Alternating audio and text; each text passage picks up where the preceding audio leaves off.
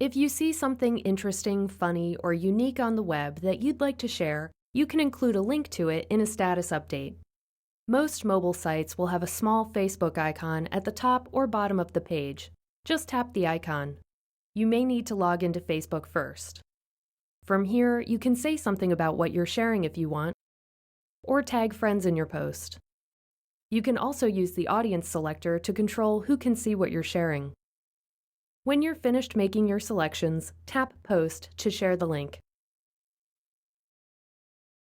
There may be times when you don't see the Facebook icon on the page you want to share. If that's the case, there's another way to share the page on Facebook, by copying and pasting the link into your status. Begin from the page you want to share, tap the address bar, then press and hold the address. Tap Select All, then tap Copy.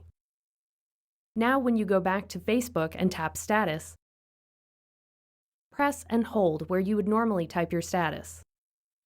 Select Paste, then just tap Post to share the link.